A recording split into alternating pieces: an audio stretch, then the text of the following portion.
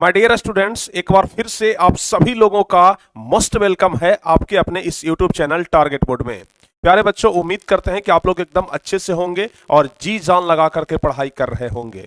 My dear students, आज हम आपके लिए लेकर आए हैं ज्योग्राफी यानी सोशल साइंस में ज्योग्राफी से संबंधित 25 ऐसे क्वेश्चन जो कि परीक्षा में बार बार पूछे जाते हैं, बार बार रिपीट किए जाते हैं बिहार बोर्ड मैट्रिक परीक्षा में। तो चलिए प्यारे बच्चों, आज हम आपको जो क्वेश्चन बताने वाले हैं बहुत ही ज्यादा इंपॉर्टेंट है। अगर आप लोग भी बोर्ड एग्जाम की तैयारी कर रहे हैं और अब की बार अगर आपका भी परीक्षा है तो इस 25 क्वेश्चन को आप लोग एकदम अच्छे तरीके से रट जाइए, अच्छे तरीके से याद कर लीजिए, चाहे जैसे भी हो लेकिन याद हो जाना चाहिए।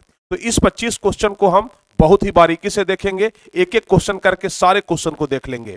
तो चलिए प्यारे बच्चों, हम लोग चलते हैं पहले नंबर क्वेश्चन की तरफ। लेकिन उसके पहले यदि आप लोग चैनल पर नए हैं तो चैनल को जरूर सब्सक्राइब कर दीजिएगा और साथ ही साथ यदि अभी तक आप लोग वीडियो को लाइक नहीं किए हैं तो जल्दी से आप लोग वीडियो को लाइक भी कर दीजिए और हाँ, अपने ग्रुप में शेयर करना बिल्कुल मत भूलिएगा।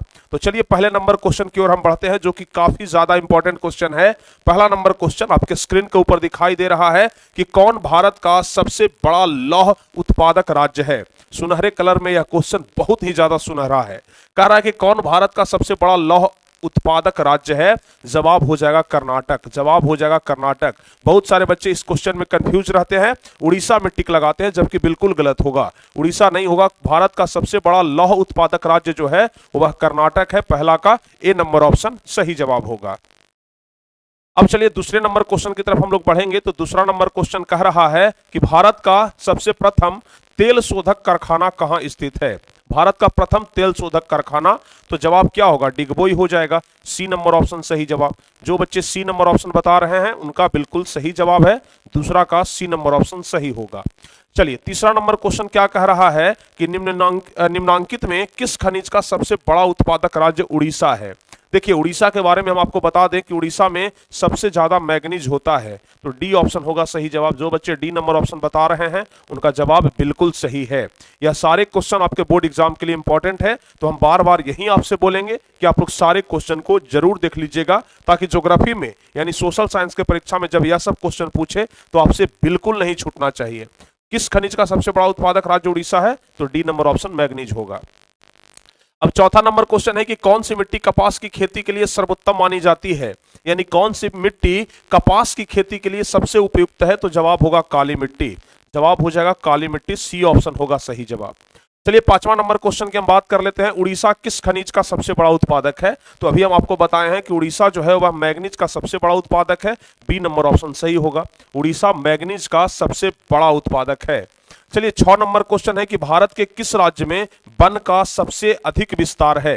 तो भारत के किस राज्य में वन का सबसे अधिक विस्तार है, तो ध्यान रखिएगा भारत के मध्य प्रदेश में वन का सबसे अधिक विस्तार है। सी नंबर ऑप्शन सही होगा।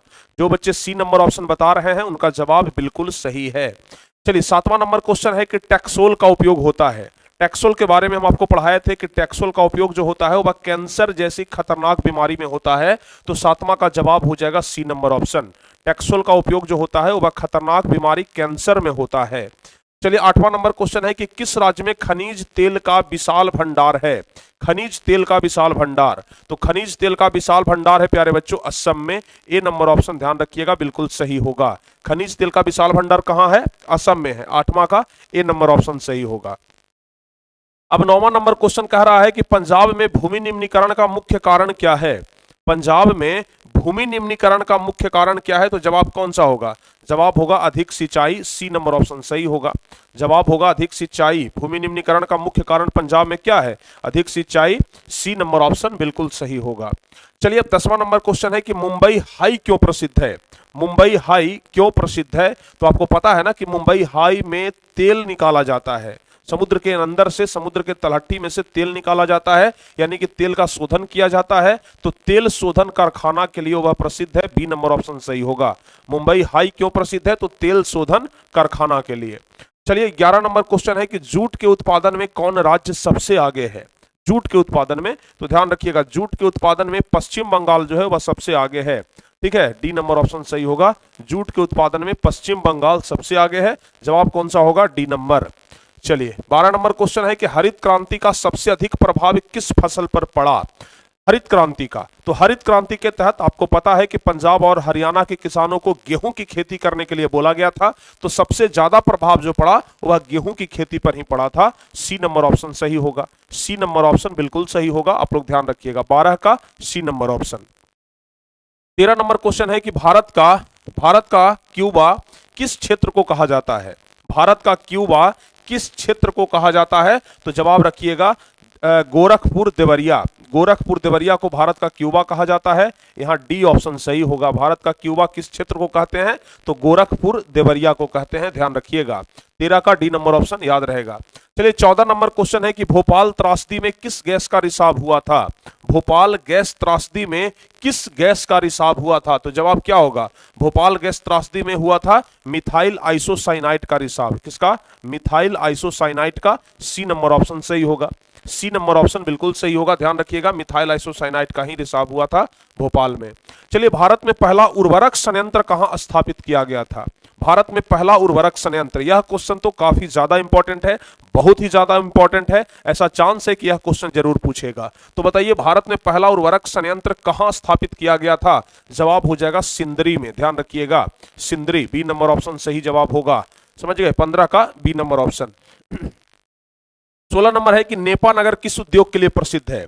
नेपा नगर प्यारे बच्चों, आपको अभी तक शायद जानकारी होगा कि नहीं होगा, लेकिन नेपा नगर अखबारी कागज के लिए बहुत ज्यादा प्रसिद्ध है। यानी कि जो आप लोग पेपर पढ़ते हैं ना, जो अखबार पढ़ते हैं, उसका कागज जो है वह नेपा नगर में मिलता है और बहुत सस्ते में मिलता है। तो इसलिए नेपा नगर अखबारी कागज उद्योग के लिए सबसे ज्यादा प्रसिद्ध है। सी ऑप्शन होगा सही जवाब, सी नंबर ऑप्शन सही जवाब होगा। जो बच्चे 16 का सी बता रहे हैं ना, उनका जवाब बिल्कुल सही है। चलिए अब 17 नंबर क्वेश्चन की बात करते हैं कि हुगली औद्योगिक क्षेत्र का विस्तार है। हुगली औद्योगिक क्षेत्र का विस्तार कहां में है? तो हुगली औद्योगिक क्षेत्र का विस्तार कोलकाता हावड़ा में है। कोलकाता हावड़ा में है, ध्यान रखिएगा। कहीं कहीं पर आपको बांसबेरिया और बिरला नगर भी मिलेगा, लेकिन सही जवाब कोलकाता हावड़ा ही होगा। बी नंबर ऑप्शन बिल्कुल सही होगा। जो बच्चे बी नंबर ऑप्शन बता रहे हैं उनका जवाब बिल्कुल सही है। चलिए अब 18 नंबर क्वेश्चन बताइए, नागपुर सड़क योजना के अंतर्गत सड़कों को कितने भागों में बांटा गया है? यह वाला क्वेश्चन तो आपका पीछा कभी नहीं छोड़ेगा, बार बार बोर्ड एग्जाम में पूछता है क्या कि नागपुर सड़क योजना के अंतर्गत सड़कों को कितने भागों में बांटा गया है? तो सड़कों को 4 भागों में बांटा गया है। सड़कों को 4 भागों में बांटा गया है, ध्यान रखिएगा। अब कहीं कहीं पर 5 भाग भी आपको मिल जाएगा देखने के लिए, कहीं कहीं पर आप लोग देखिएगा तो 6 भाग भी आपको देखने के लिए मिल जाएगा, लेकिन मुख्य रूप से सड़कों को 4 भागों में बांटा गया है, आप लोग ध्यान रखिएगा। और वो 4 भाग कौन कौन से हैं, अगर इसके बारे में आपको जानकारी नहीं है तो ध्यान रखिएगा।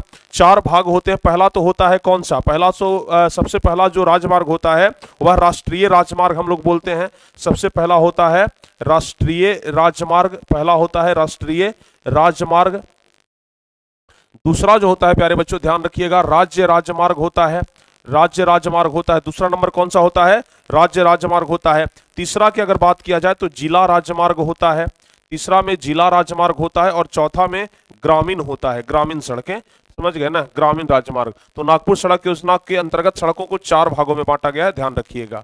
चलिए 19वां नंबर है कि देश में दूरदर्शन सेवा का आरंभ कब हुआ था? दूरदर्शन यानी कि जो हम लोग टीवी पर देखते हैं, तो दूरदर्शन सेवा का आरंभ कब हुआ था? तो जवाब इसका होगा 1959 ईस्वी, डी नंबर ऑप्शन सही होगा। अगर आपका जवाब भी डी नंबर ऑप्शन है तो जवाब बिल्कुल सही है आपका। अगर आपका जवाब भी डी नंबर ऑप्शन है तो जवाब आपका बिल्कुल सही है। 20 नंबर क्वेश्चन है कि देश में राष्ट्रीय राजमार्गों की कुल संख्या कितनी है? राष्ट्रीय राजमार्गों की कुल संख्या यानी नेशनल हाईवे कितने हैं? तो नेशनल हाईवे ऐसे आप लोग की किताब में 228 ही पढ़ना है, बी ऑप्शन होगा सही जवाब। समझ गए ना, देश में राष्ट्रीय राजमार्गों की कुल संख्या 228 है। चलिए अगला है कि भारतीय रेल मार्ग कितने जोन में बटा हुआ है? भारतीय रेल मार्ग कितने जोन में बटा हुआ है? तो भारतीय रेल जो है वह टोटल 18 जोन में 18 जोन में बटा हुआ है। 18 जोन में भारतीय रेल मार्ग जो है वह बटा हुआ है। 21 का ए नंबर ऑप्शन सही होगा। अब यह सब क्वेश्चन आपके परीक्षा के लिए इंपॉर्टेंट है। अब आप में से बहुत सारे बच्चे जाएंगे परीक्षा देने के लिए, बोलेंगे कि सर यह सब तो नया नया क्वेश्चन आ गया, कहां से क्वेश्चन पूछता है? यह सब क्वेश्चन तो हम लोग पढ़े नहीं है, लेकिन बिल्कुल आपके सिलेबस में है, आपके बुक में है, आप लोग को पढ़ना है।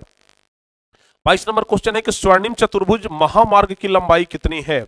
स्वर्णिम चतुर्भुज महामार्ग की लंबाई है 5846 किलोमीटर। बी ऑप्शन सही होगा, 5846 किलोमीटर, बी नंबर ऑप्शन यदि आपका जवाब है तो बिल्कुल सही है। चलिए 23 नंबर क्वेश्चन है कि भारत के पहले समाचार पत्र का नाम क्या है? भारत के पहले समाचार पत्र का नाम पूछा जा रहा है तो बंगाल गजट हो जाएगा, सी नंबर ऑप्शन सही होगा। भारत के पहले समाचार पत्र का नाम क्या है? Bengal gazette, C number option बिल्कुल सही जवाब है। चलिए 24 नंबर क्वेश्चन है और सेकंड लास्ट है, कोसी परियोजना में किस स्थान पर बराज बनाया गया है? यह क्वेश्चन काफी ज्यादा इंपॉर्टेंट है, लेकिन हमारे ख्याल से लगभग अधिकतर बच्चों को पता नहीं होगा इसका जवाब। बताइए क्या होगा? इसका जवाब होगा हनुमान नगर। समझ गए ना, हनुमान नगर होगा, समझ गए, हनुमान नगर लिखा हुआ है, हनुमान नगर होता है, तो 24 का बी ऑप्शन होगा सही जवाब। समझ गए ना। चलिए उसके बाद अब सबसे लास्ट क्वेश्चन है 25 की, तल चिन्ह की सहायता से किसी स्थान विशेष की मापी गई ऊंचाई को क्या कहा जाता है? तो किसी स्थान विशेष की मापी गई ऊंचाई को तल चिन्ह की सहायता से स्थानिक ऊंचाई बोलते हैं। बोलते हैं ना कि समुद्र तल की ऊंचाई से, समुद्र तल से इतना ऊंचा है, समुद्र तल से इतना ऊंचा है, तो उसी को हम लोग बोलते हैं समुद्र तल की सहायता से किसी विशेष की मापी गई ऊंचाई को क्या कहते हैं? स्थानिक ऊंचाई। 25 का यदि जवाब आपका ए नंबर ऑप्शन था तो बिल्कुल सही जवाब है। तो कुल मिलाकर के हम आपको 25 ऐसे क्वेश्चन बताए हैं जो कि आपके बोर्ड परीक्षा के लिए मोस्ट वीवीआई है, काफी ज्यादा इंपॉर्टेंट है। तो प्यारे बच्चों आप लोग कमेंट करके बताइए कि इस 25 में से कितना क्वेश्चन का सही जवाब आप लोगों ने बनाया है। 25 में से कितना क्वेश्चन का सही जवाब आप लोगों ने दिया है। अगर यह 25 क्वेश्चन आपके बोर्ड एग्जाम में आ जाए तो 25 में से आप लोग कितना सही कर सकते हो, आप लोग कमेंट करके जरूर बताना। और हाँ, इसी प्रकार का क्वेश्चन आप लोगों को हम हमेशा देते रहेंगे, जो भी हमें इंपॉर्टेंट लगेगा एक्स्ट्रा से भी, तो हम आपको एक्स्ट्रा से भी क्वेश्चन देते रहेंगे। तो उम्मीद है कि यह वीडियो आपको बहुत ही मस्त लगा होगा। छोटा सा ही वीडियो है लेकिन इसमें नॉलेज ढेर सारा होता है। बस छोटे से वीडियो में ढेर सारा नॉलेज, मतलब बोले तो ज्ञान का पिटारा, समझ गए ना, ज्ञान का पिटारा। तो इसलिए बहुत ही ज्यादा इंपॉर्टेंट वीडियो है, तो इसको आप लोग लाइक करना बिल्कुल मत भूलिएगा। लाइक तो आप लोग जरूर ही कर दीजिएगा और चैनल को सब्सक्राइब भी कर दीजिएगा ताकि आगे के हर एक वीडियो का इसी प्रकार से हमको नोटिफिकेशन मिले। तो चलिए प्यारे बच्चों, आज का यह वीडियो हम यहीं पे समाप्त करते हैं। उम्मीद है आपको वीडियो बहुत अच्छा लगा होगा। अगर अच्छा लगा हो तो आप लोग लाइक जरूर करिएगा, अपने दोस्तों के बीच, अपने ग्रुप में शेयर भी कर दीजिएगा। और हाँ, अगर इस चैनल पर नए हैं तो सब्सक्राइब जरूर करिएगा। मिलते हैं हम आपसे अगली वीडियो में, तब तक के लिए जय हिंद, धन्यवाद।